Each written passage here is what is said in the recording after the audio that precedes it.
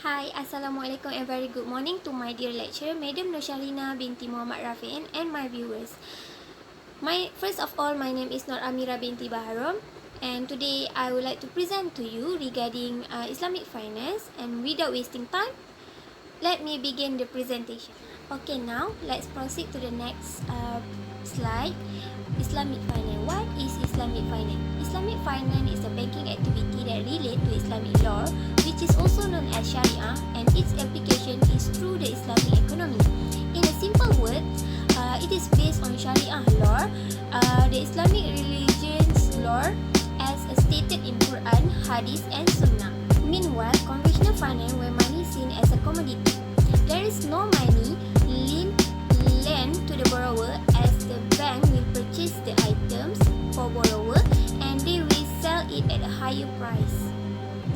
A few Islamic finance instruments, which is Mudarabah, Wadiyah, Musyarakah, Murabahah, Ijarah, as seen at the slide.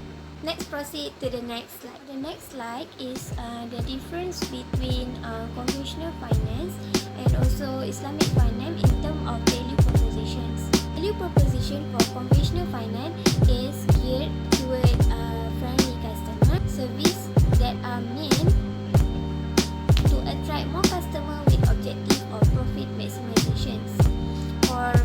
Meanwhile, for Islamic finance, it's not purpose for making profit, but it's more like bringing more benefit to their customers in a mutually beneficial manner through a partnerships modes of financing. For the next slide is structure and operational mechanism.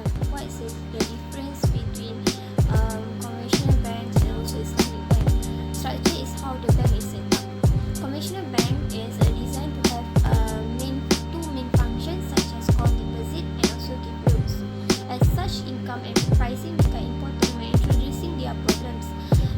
And for Islamic banks, income and pricing remain important, but there is also other considerations on reasons why the product is launched and impact it has on customers.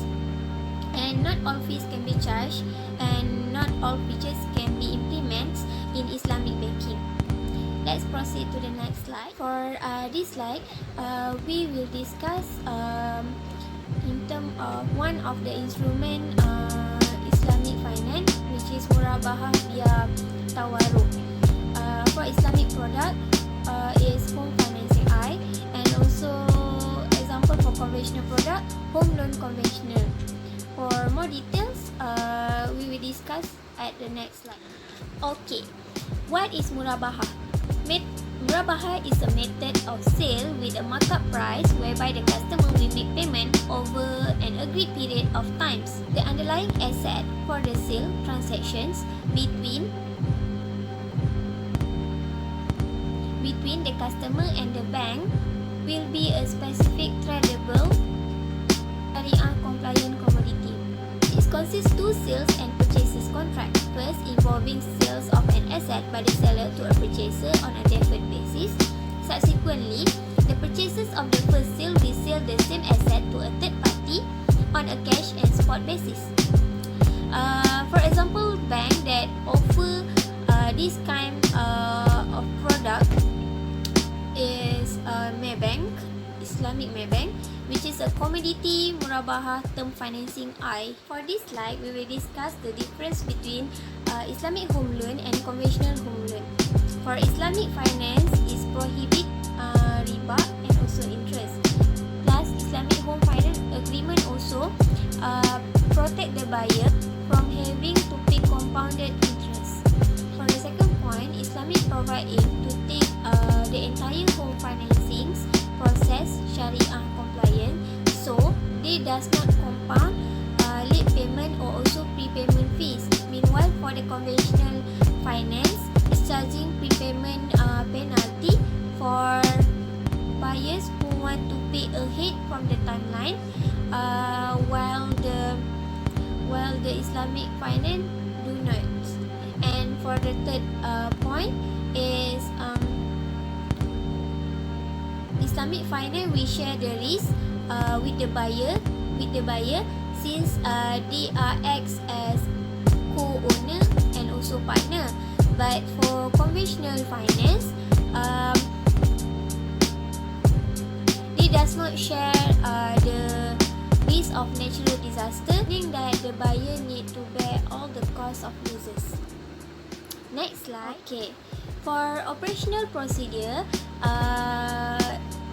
as we see in the pictures, it's a process of murabahah concept. Okay, which is you choose a property, and through Islamic home financing, you and the bank will enter into a contract where the bank will buy the property for you, and the bank will resell the property to you at a higher price in the forms of installment over a fixed periods of time. And next, okay, for the conclusions,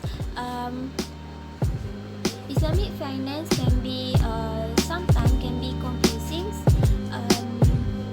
due to complexity, but with the right study, it's clear that Islamic finance has more benefit compared to conventional finance. So we are advised to make a research before moving forward with any home financing.